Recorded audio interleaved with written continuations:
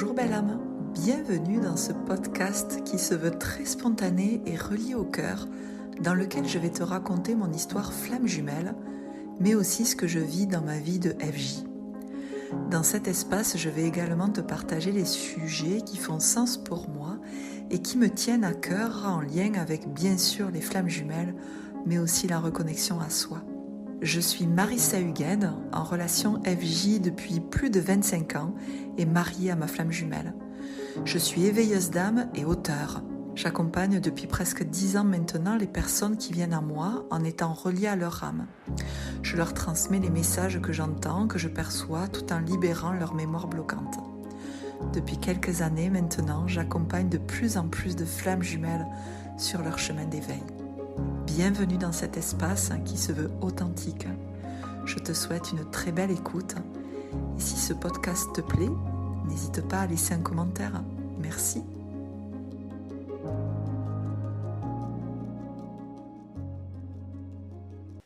Bonjour belle âme. On se retrouve dans ce nouvel épisode dans lequel je vais te parler de comment s'ouvrir à ta flamme jumelle quand il y a eu trop de souffrance. Comment accepter de lui faire confiance. Comment accepter le couple, la réunion, alors que tu as ressenti énormément de souffrance en toi dans ce lien? Je crois que c'est une question essentielle pour de nombreuses flammes jumelles qui se retrouvent finalement après un long chemin d'exil, souvent seules dans les méandres des blessures. On parle régulièrement de ce chemin, communément bien sûr appelé parcours, avec des étapes. Les étapes qui vont te faire revenir à toi, être toi-même, dans l'amour de toi-même. Mais finalement, on parle assez peu de cette ouverture de cœur qui est à un moment donné nécessaire dans le couple. En fait, l'ouverture à l'autre après, certes, avoir tant souffert. Car on a beau savoir que tout cela sont des miroirs, alors des effets miroirs où il t'a montré ce qui t'a empêché d'être toi-même, il t'a montré tes blessures, tes traumatismes. C'est le fameux effet miroir entre les flammes jumelles qui fait que quand tu es face à ton autre, tu ne peux que à la fois connecter l'amour et à la fois connecter cette souffrance, tant que quelque part les blessures sont là, même si je crois que c'est toujours un effeuillage d'oignon, tu sais, il y en aura toujours plus ou moins des blessures, mais c'est la façon dont on les accueille en soi qui fait tout. Mais n'empêche qu'on a beau savoir que tout ça, cette souffrance, elle est due à un effet miroir, cet effet miroir qui t'a permis d'être la personne que tu es aujourd'hui, ça n'en reste pas moins souffrant, difficile, et ça n'en reste pas moins que en toi, tu peux avoir des parts de toi qui se refusent à s'ouvrir, à être dans la réunion parce que tu as énormément souffert. Alors par contre, et ça bravo, parce que tu as pris en compte cet effet miroir, tu as fait ton travail sur toi. Mais malgré tout, il peut rester comme une forme d'amertume, de colère, qui peut t'empêcher d'ouvrir ton cœur à cette réunion concrète en vous. Parce que finalement, cette réunion, à mon sens, comme d'habitude, tu le sais, cette réunion, pour moi, elle n'est pas seulement physique. Et tu le vois bien, si tu as été en séparation pendant un certain temps et que ton autre revient, tu vois bien en fait en toi que y a des choses extraordinaires qui se passent, mais il peut y avoir de la souffrance. Et donc, à mon sens, cette réunion qui n'est pas seulement physique, cette réunion, ce terme, il y a bien le mot union, pour moi, elle symbolise la vraie réunion, symbolise l'ouverture de cœur de part et d'autre. C'est-à-dire autant chez toi, autant que chez ton autre. Bien sûr qu'il y a l'ouverture d'abord de cœur de soi à soi, mais il y a aussi l'ouverture de cœur vis-à-vis de l'autre. Et quand il y a une souffrance, une colère, une peur à se réouvrir, finalement tu peux te poser la question, mais comment faire pour revivre cette réunion alors qu'on a tant souffert? C'est une question complètement légitime. Comme d'habitude, en tout cas à mon sens, je crois qu'il n'y a pas de recette miracle. Si tu n'arrives pas à t'ouvrir à ton autre, c'est qu'il y a quelque chose en toi qui coince, entre guillemets. Bien sûr, pas d'auto-flagellation, ça ne sert à rien, ce n'est qu'une couche de l'oignon qui se révèle à toi, un point, c'est tout.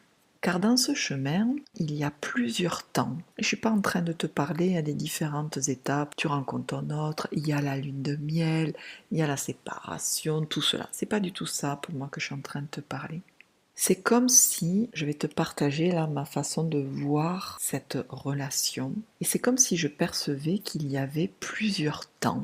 Le premier temps, c'est le premier temps où vous vous retrouvez dans cette vie. Vous ressentez le lien. Si tu es chaser, tu vas le découvrir. Si tu es runner, tu vas pleinement le ressentir. Le chaser aussi le ressent, mais il y a une découverte. Et dans ce premier temps, donc si tu es chaser, tu vas poursuivre. Si tu es runner, tu vas fuir. Bon, je te la fais courte, hein, mais en gros, c'est ça. Après, il y a un deuxième temps. Ce deuxième temps, pour moi, il vient très souvent au moment de la séparation. Si tu es chaser, tu vas revenir à toi, parce que tes blessures, elles sont suffisamment fortes que ça t'oblige à revenir vers toi-même. Ça t'oblige à prendre soin de toi, à faire pour toi, à devenir ta priorité, à être dans l'amoureux, si on devait se référer à la carte du tarot. Pour le runner, quelque part, il en va de même. C'est s'accepter tel que tu es et te montrer au grand jour. Prendre conscience de ta valeur et de l'être que tu es et de le montrer à tout le monde.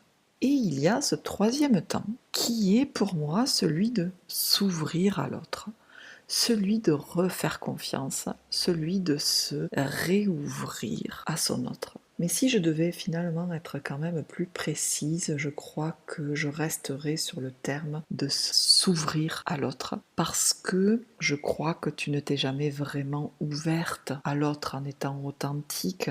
La dernière fois que tu as cru que tu t'ouvrais à ton autre, il y avait les blessures, les schémas, l'ego, la poursuite, la peur de perdre. Et c'est d'ailleurs tout ça que ton autre t'a renvoyé et que ça a fait si mal.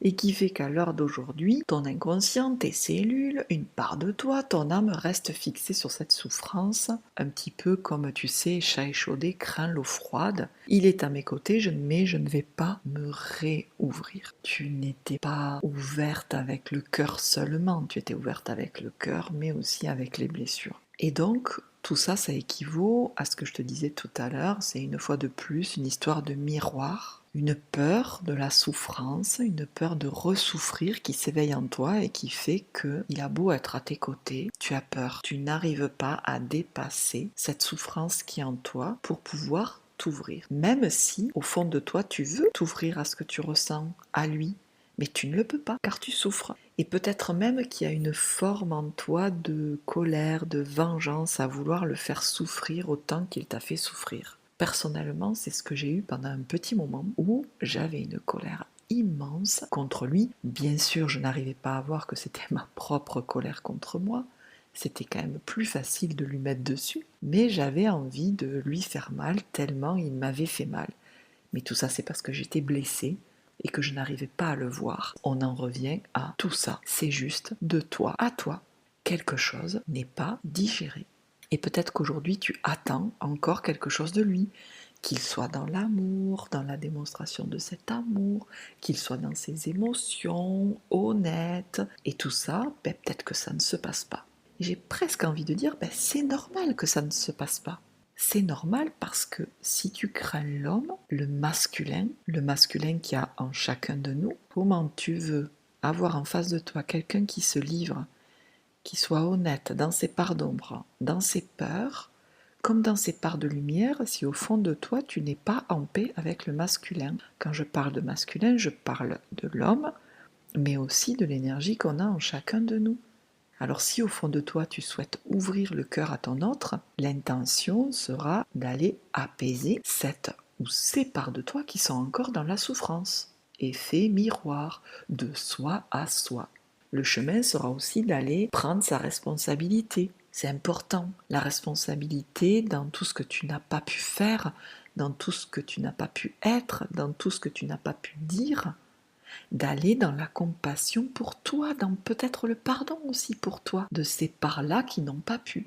Et lorsque tu vas sur ce chemin de compassion de toi-même, l'énergie opposée de la colère, c'est la compassion. Donc quand tu vas sur ce chemin de compassion, sur ce chemin de l'amour, ce chemin de toi-même, de tes parts d'ombre, celles qui n'ont pas pu parler, celles qui n'ont pas pu agir, celles qui n'ont pas pu se protéger, En fait, tu ouvres le cœur à qui tu es dans toutes les parts de toi.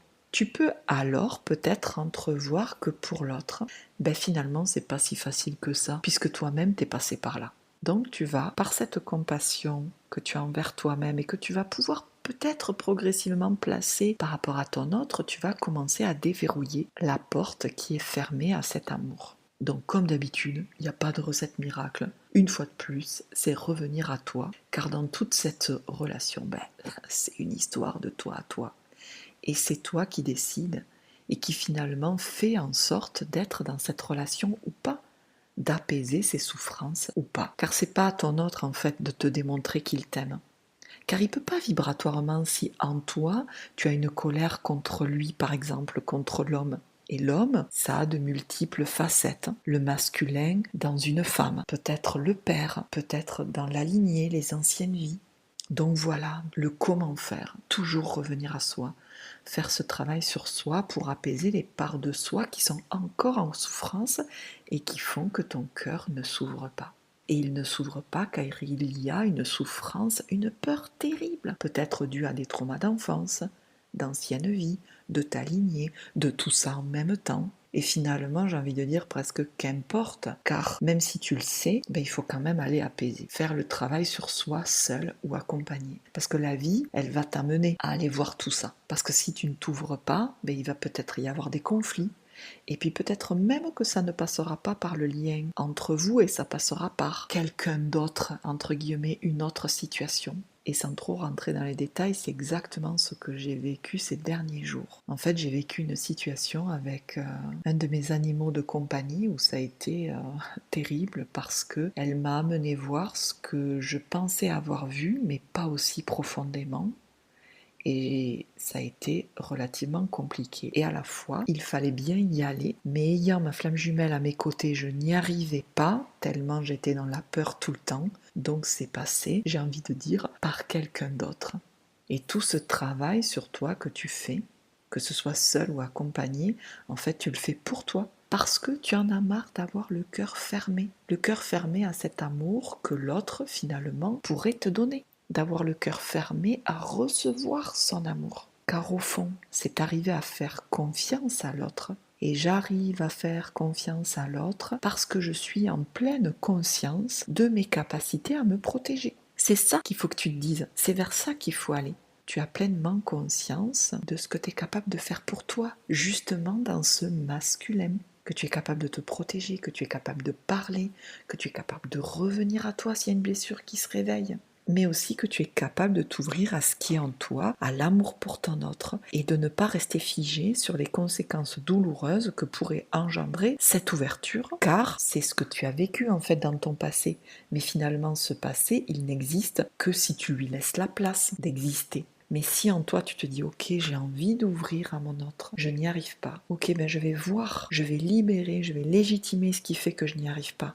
Et du coup, tu t'autorises à vivre l'amour, la vie, le bon, le chouette, le kiff, parce que tu décides que tu le mérites et que la vie n'est pas que souffrance. Alors oui, tu peux me dire, oui, mais attends Marie, c'est toujours pareil, on n'en finit jamais. Il y a toujours quelque chose. Oui, c'est pas moi qui vais te dire le contraire. Et à la fois, c'est toujours un choix. Ou tu restes le cœur fermé avec tes peurs, ou tu te dis, en fait, j'en suis responsable de ça, moi, je ne veux pas rester là-dedans, et tu fais le job, parce que tu ne veux pas rester avec cette souffrance, tu ne veux pas rester avec ce cœur fermé, parce que tu mérites la vie, l'amour. C'est arriver à un moment donné, grâce à tout ça, à pouvoir suivre ton cœur, ton intuition, écouter et agir en fonction de ce que ton cœur te murmure au creux de ton oreille. C'est finalement passer de la peur à l'amour. Et c'est toujours une histoire de choix. Si en toi tu fais le choix, que tu souhaites t'ouvrir, que tu souhaites vivre l'amour qui gît en toi, tu sauras poser les actions nécessaires, quelles qu'elles soient, pour arriver à suivre et à vivre ton intention.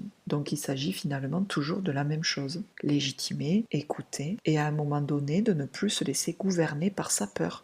Alors oui, tu vas peut-être l'avoir la peur. Oui, j'ai peur de m'ouvrir à lui, j'ai peur de lui faire confiance.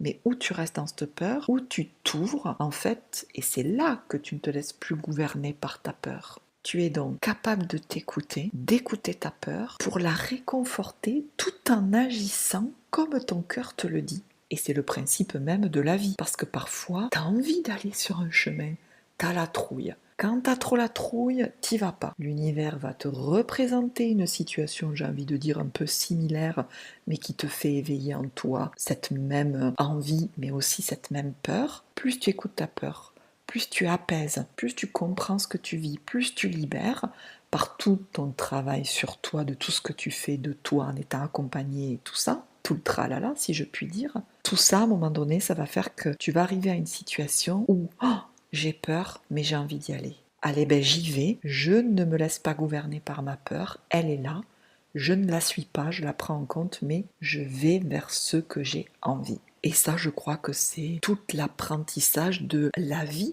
de tout ce qu'on vit. C'est ce qui fait que tu vis le premier temps où tu éveilles le beau, mais aussi les blessures. Le deuxième temps où tu apaises tes blessures, celles qui sont suffisamment fortes pour commencer à te faire sortir de ta propre cage, de tes propres protections qui t'enfermaient, bien évidemment, pour arriver à ce temps, parce que tu peux pas rester dans ta grotte tout seul, toute seule comme une ermite, c'est pas possible.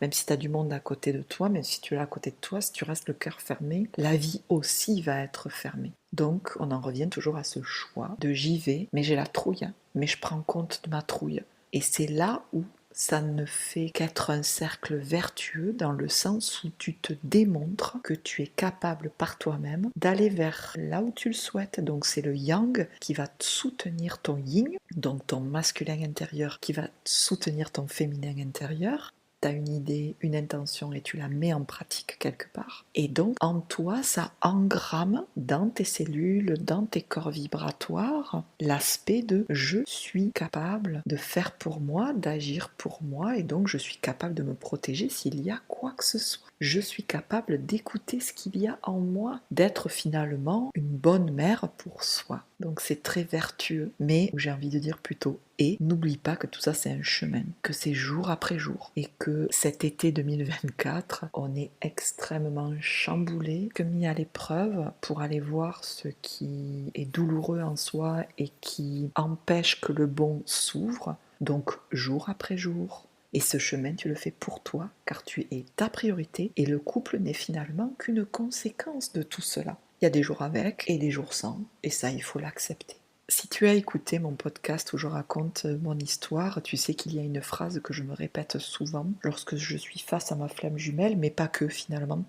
Quand je suis face ou que je vis une situation qui est quand même assez inconfortable, que ça peut me réveiller une souffrance assez importante ou même quelque chose qui me tracasse un peu, tu vois, où je sens qu'il y a quelque chose de désaligné en moi, toujours, je me pose la question, qu'est-ce que ma flamme jumelle me montre? Qu'est-ce que je vis dans cette situation? Qu'est-ce qui se passe en moi? Parce que toujours, il s'agit de soi à soi. L'extérieur ne fait que renvoyer ce qui se passe dans notre intérieur. Donc en revenant à toi, seul et ou accompagné, en t'écoutant, tu vas savoir comment faire pour t'ouvrir à cette relation malgré toutes tes souffrances passées. Tu vas écouter l'amour et pas la peur. Et n'est-ce finalement pas là toute l'intention de ce lien flamme jumelle, de passer de la peur à l'amour?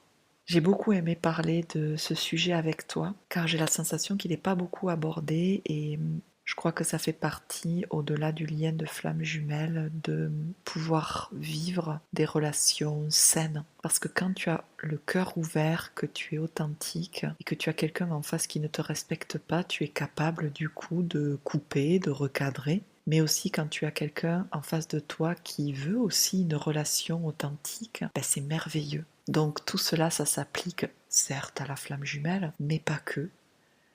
Donc merci beaucoup de m'avoir écouté, je te souhaite beaucoup d'amour, beaucoup de compassion et je te dis à très vite.